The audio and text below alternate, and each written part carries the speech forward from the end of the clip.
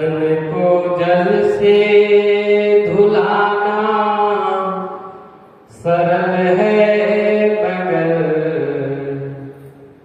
तन को जल से धुलाना सरल है मगर, मन को निर्मल बनाना बड़ी बात है।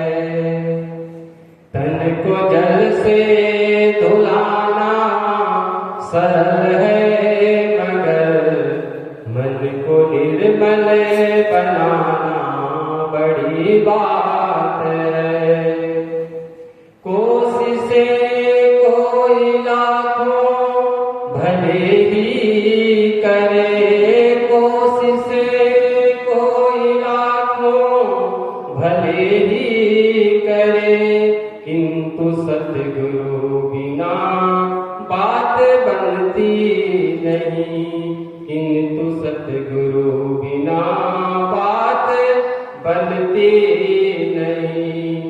कोशिशें कोई लाखों भले ही करे, किंतु सतगुरु बिना बात बनती नहीं।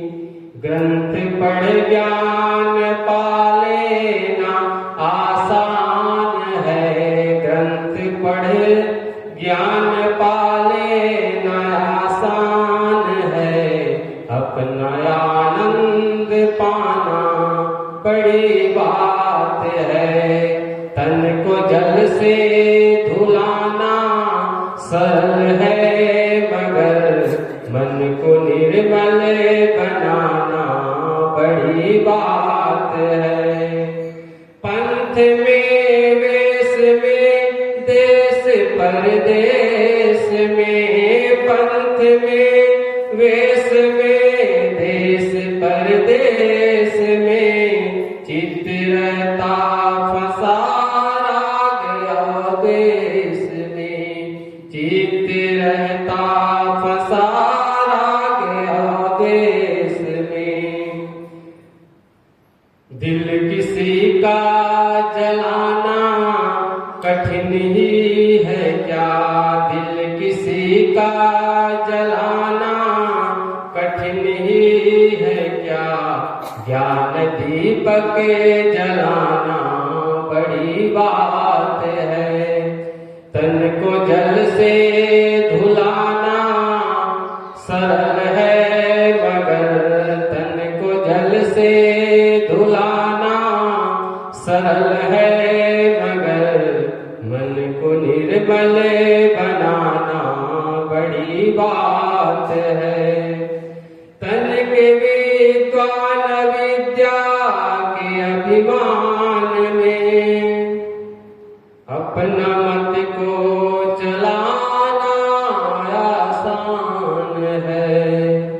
पूरे संयम सहित धर्म की राह पर, पूरे संयम सहित धर्म की राह पर, जिंदगी को चलाना बड़ी बात है।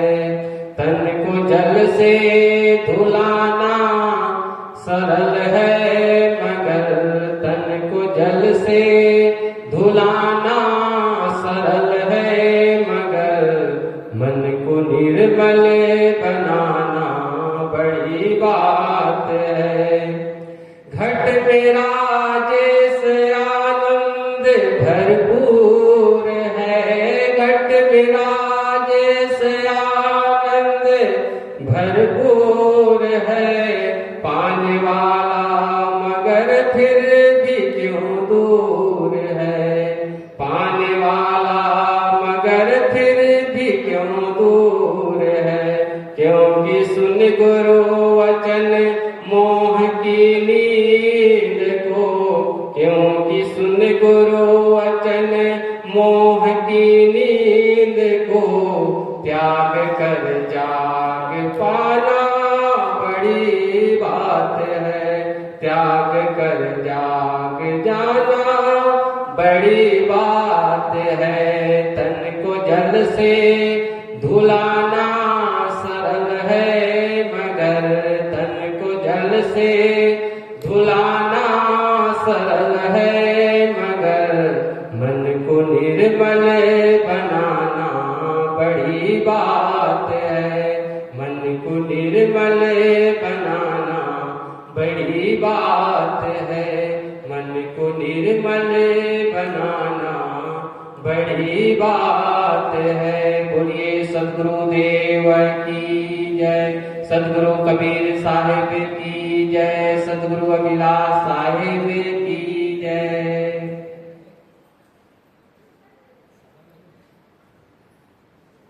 महापुरुषों की जो वाणी है,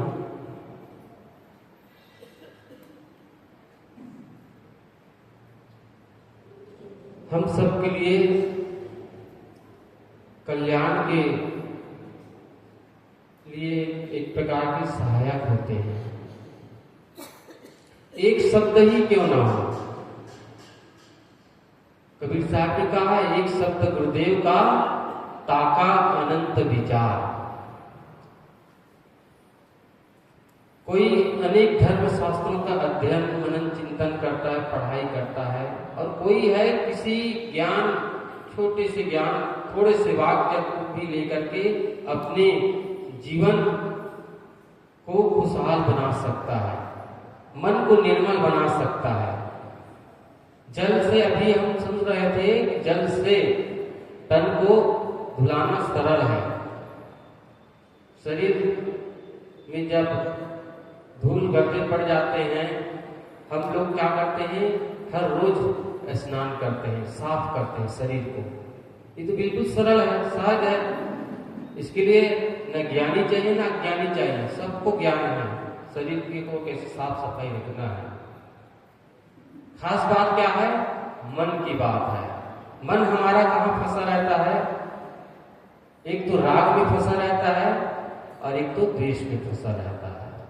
राग द्वेष में हमारा जो मन फंसा रहता है, और इसी को तो साफ करना है, इसी को तो, इसी के बंधनों को तो छुड़ाना है, और इसी के लिए ही ये आयोजन रहता है।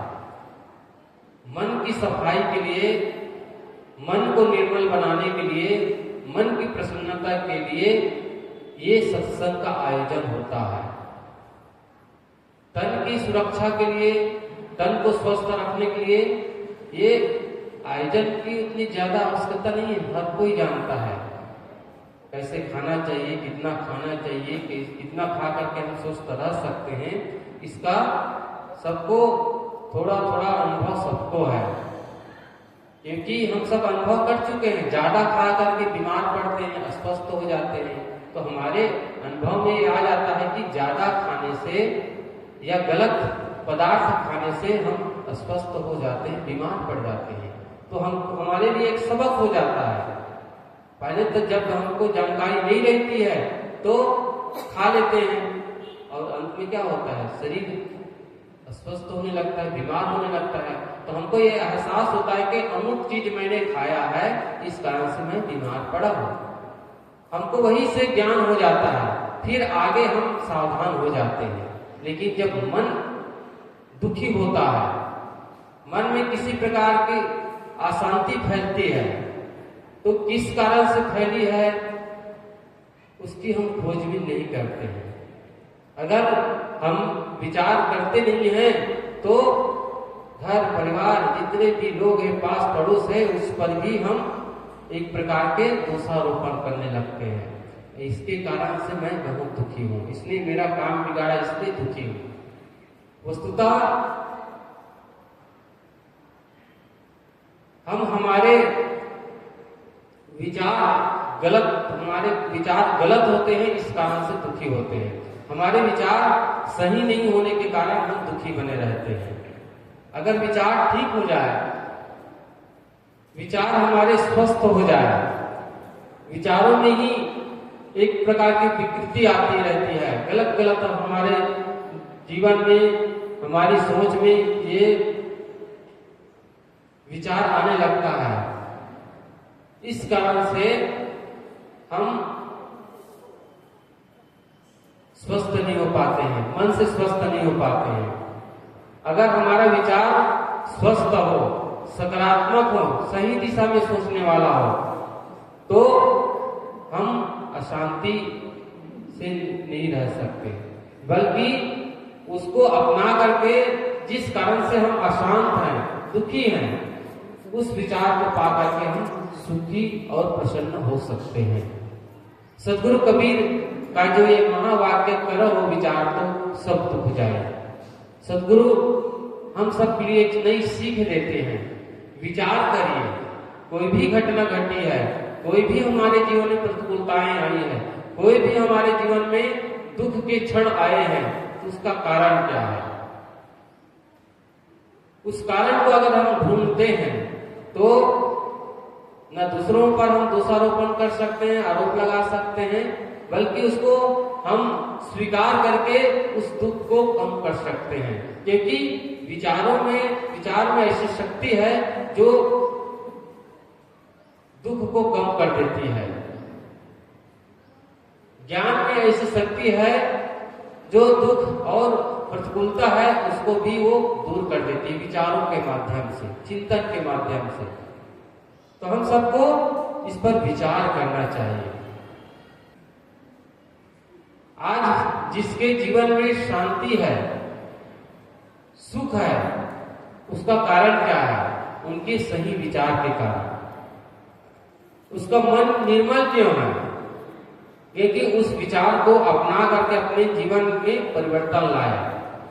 जिस परिवेश में, जिस सिचुएशन से हम गुजर रहे हैं, वही सिचुएशन से, जिसको हम ज्ञानी कहते हैं, जिसको हम संत कहते हैं, जिसको हम सज्जन कहते हैं, वे भी उस सिचुएशन से गुजरे हुए हैं, लेकिन उन्होंने एक टेक्निक अपनाया, एक विधि अपनाया, एक नियम को उसका पालन किया, और इस कारण से उस सिचुएशन से बाहर आए और सुखी और संपन्न दिखाई देते हैं। हम भी उस स्थिति में उस पद को पा सकते हैं अगर उस टेक्निक को, उस विधि को, उस ज्ञान को अगर अपना लें, उस विचार को हम अपना लें और उसके अनुसार हम चलने का प्रयास करेंगे, तो जो महापुरुष जिसको हम सुखी और संपन्न देखते हैं, जो सज्जन को हम सुखी और संपन्न देखते हैं, तो जो सज्जन सुखी और संपन्न देखते हैं, वो धन के कारण नहीं सुखी होता है, अपने विचार के कारण सुखी होता है। अपने विचारों में परिवर्तन करने के कारण वह सुखी और संपन्न होता है। एक गरीब से गरीब व्यक्ति भी, उसके पास धन का अभाव है, लेकिन कई लोगों में देखा जाता है वो बहुत प्रसन्न रहते हैं और उनका जीवन बड़े सरल ढंग से बीतता है। लेकिन एक करोड़पति भी है, उसके जीवन को अगर देखते हैं तो वह बहुत पीड़ित रहता है, परेशान रहता है। कारण क्यों? अगर धन के कारण हम सुखी हो गए होते, आम आदमी सुखी हो गए थे, जो धनपति है, करोड़पति, वो सुखी हो गए होते, उस सुखी और दुखी विचारों के माध्यम से ही होता है। जिसका विचार सही है, सही चिंतन करता है, वह सुखी और संपन्न हो सकता है, और जिसका विचार नकारात्मक सोचता है, गलत सोचता है, वह उसके पास सारी संपत्ति होते हुए भी, भौतिक ऐश्वर्य होते हुए भी, संपन्नता उसके जीवन में होते हुए भी वह विपन्नता का जीवन जीता है, दुखी होने का जीवन वो जीता रहता है। इसलिए हम सदगुरु कबीर साहब के इस पंक्ति को याद करें। साहब हम सबको कहते हैं कि करो वो विचार तो सब दुख जाए। विचार करिए तो हमारा जो दुख है वह समाप्त हो जाता है। हम विचार करते ही नहीं है, उस पर हम सिंहावलोकन करते ही नहीं है। जैसे कि सिंह के लिए, शेर के लिए, सिंह के लिए कहा जाता है, जब कभी भी वो आगे बढ़ने का प्रयास करता है रास्ता पर, तो पीछे मुड़ के देख लेता है, कोई आ तो नहीं रहा है, कुछ मेरे लिए खतरा तो नहीं है। ऐसे ही अगर हमारे जीवन में प्रतिकूलता है, दुख है, तो उसका हम ऑब्जर्वेशन करें, पीछे की ओर मुड़ करके देखें, मेरी कौन सी गलती के कारण, किस मेरे भूल के कारण ऐसी घटना घट रही है, ऐसी परिस्थिति आई है, और उस परिस्थिति को हम सुधार लें, तो हमें दुखी होने का कोई कारण नहीं मिलेगा। हमारे ही दोषों के कारण, हमारे ही अपने गलत स्वभाव के कारण हम दुखी बने रहते हैं। जिसका स्वभाव अच्छा है वह सुख और प्रसन्न रह सकता है। इसीलिए तो ये सत्संग का आयोजन होता है, अपनी आदतों को सुधारने के लिए, अपने स्वभाव को सुधारने के लिए, बुरी लत जो लगी है उसको छोड़ने के लिए। आज पूरे मानव समाज किस कारण से दुखी है? इसी की वजह से। मुख्य रूप से क्या है? एक तो है बुरी आदत और दूसरी है अपनी गलत स्वभाव। दोनों लगभग एक समान ही है, बुरी आदत कहिए या स्वभाव कहिए, वह एक समान है। और इसी के सुधार के लिए, इसी के लिए हम सब सत्संग का आयोजन करते हैं, सद्ग्रंथों का अध्ययन करते हैं, महापुरुषों की वाणी का हम पढ़ करके उसके अनुसार चलने का प्रयास करते हैं। हम गुरु संतों की पूजा अर्चना क्यों करते हैं? उसके चरित्र को देख करके, उसके स्वभाव को देख करके। उसके पास धन नहीं रहता है, बिल्कुल स्वाभाविक जो जीवन जीते हैं ऐसे होता है, लेकिन हम उसके चरणों में क्यों झुकते हैं? उसके स्वभाव की वजह से। स्वभाव ही सबसे बड़ा धन है। अगर स्वभाव है, चरित्र है, तो हम इस संसार के किसी भी कोने में हम चले जाएं तो लोग हमारा सम्मान करेंगे। और जिसका स्वभाव और जिसका चरित्र गंदा है, गलत है, उसको कोई सम्मान नहीं देता। भले ही आज कोई राजनेता आ जाए तो उसका हम सम्मान उसके चरित्र के नाते नहीं देते हैं, उसके पद के नाते देते हैं। चरित्र के नाते भी देते हैं, लेकिन राजनीति ऐसी है जो कुछ न कुछ उसमें घपलाबाजी लगी रहती है। किसी के लिए न्याय होता है तो किसी दूसरे पक्ष के लिए अन्याय होता है, और उसको शासन व्यवस्था देखना है तो उसको ये ट्रिक अपनानी होती होगी, उसकी मजबूरी होती होगी। लेकिन हम कोई भी बड़े राजनेता आ जाए, कोई बड़े भी धनपति लखपति कोई भी आ जाए, हम उसके चरित्र के नाते कम उसका सम्मान करते हैं, उसके पद के नाते हम सम्मान देते हैं। लेकिन कोई फकीर आ जाए, कोई संत आ जाए, कोई सज्जन व्यक्ति आ जाए, तो हम उसके धन को देख करके सम्मान नहीं देते, उसके चरित्र को देख करके सम्मान देते हैं। इस पर एक उदाहरण कहते हैं। एक पंडित जी थे, राजपुरोहित। वह राजा के मित्र भी था, और राजा उसकी बुद्धिमत्ता को देख करके उसको मंत्री पद दे दिया था। कोई भी निर्णय लेता था तो उस मंत्री से ही सलाह लेकर के वो निर्णय लेता था। कोई समस्या आ जाए तो राजा अपने आप में निर्णय देने की क्षमता उसमें तो थी ही, लेकिन उसमें कुछ आशंका बनी रहती थी, मैं जो निर्णय दे रहा हूँ ये सही है कि गलत है। एक बार बस मंत्री से अगर सलाह ले लेता था तो निश्चित हो जाता था कि मंत्री ने जो सलाह दी है ये निश्चित रूप से सही होगा, और वो निर्णय दे देता। एक बार राजपुरोहित उस मंत्री के मन में एक विचार आया कि राजा मेरा इतना सम्मान देते हैं, हालांकि मैं उसका मित्र हूं, फिर भी राजा जब राजसभा में बैठे हों, राजगद्दी पर, राजा का पद बहुत बड़ा पद होता है, लेकिन जब मंत्री किसी कारण से पीछे आते थे तो राजा भी उसके सम्मान में उसको नमस्कार करते थे और उसको सम्मान देते थे। तो उस पुरोहित के मन में ये विचार आया, मंत्री के मन में ये विचार आया, राजा मेरा इतना सम्मान क्यों देते हैं? मेरे पद को लेकर के आप सम्मान देते हैं कि इसका और कोई कारण है? उसकी परीक्षा उसके मन में हुआ कि आखिर कारण क्या है। तो जब राजसभा चलती थी और वो प्रक्रिया पूरी हो जाती थी, शाम को जब अपने घर के लिए लौटते थे अपने उस राजमहल से, तो उस रास्ते में जहाँ राजसभा होती थी उसके आगे बढ़ करके एक खजाना गृह था। वहां का जो रक्षक था, पहरेदार था, रक्षा करता था खजाने की।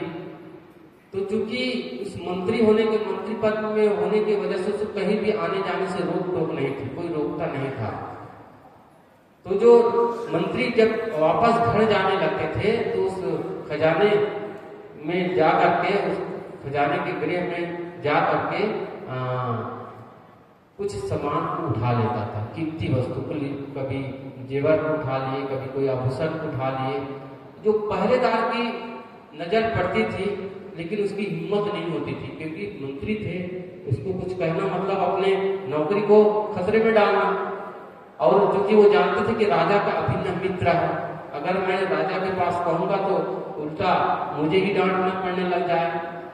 एक दिन, 2 दिन, 2-4 दिन ऐसे ही बीते, हर दिन इसका काम था। अब उस पहरेदार जो राजा जो खजाने के जो रक्षक था, उसके मन में आया कि मेरा ड्यूटी क्या है, मेरा कर्तव्य क्या है। कोई भी गलत काम हो रहा है जिसकी सूचना में राजा के पास पहुंचाऊं। वो अपने कर्तव्य भाव से जागृत हुआ और एक दिन राजा के पास गए और विनम्रता पूर्वक महाराज, मेरी एक बात है और मेरी बात में अगर कोई गलती हो तो उसको क्षमा करें। पहले से ही क्षमा मांग ली, वो जानते थे कि पता नहीं राजा क्या रिस्पॉन्स दे। तो वो बात बताई कि देखिए, पिछले कुछ दिनों से मंत्री जी यहाँ से गुजरते हैं तो राजगृह में जो खजाने का जो भंडार घर है वहां जाकर के कुछ न कुछ वस्तुओं को उठा ले जाता है। राजा को बड़ा आश्चर्य हुआ, मंत्री वो भी मेरे अभिन्न मित्र, अरे उसके पास धन की क्या कमी है, उसके पास किसी बात की कोई कमी है नहीं, फिर भी चोरी कर रहा है। मतलब वो चोरी कहलाएगा ही, किसी से बिना पूछे उठा लेना वो चोरी कहलाती है। राजा के मन में उसके प्रति जो भाव बना हुआ था, सम्मान का भाव, वो घटने लगा। दूसरे दिन जब राजसभा सब एकत्रित हुए, मंत्री जी भी आए, तो पहले तो सम्मान देते थे राजा जी, लेकिन उस दिन वो सम्मान नहीं दिए, कुछ फर्क, कुछ अंतर आया। और ये ऑब्जर्वेशन, ये निरीक्षण नजर मंत्री उसको देखे कि अरे आज राजा जी तो कोई रिस्पॉन्स दिए नहीं, पहले तो मेरा सम्मान कर, आज कुछ तो कारण है।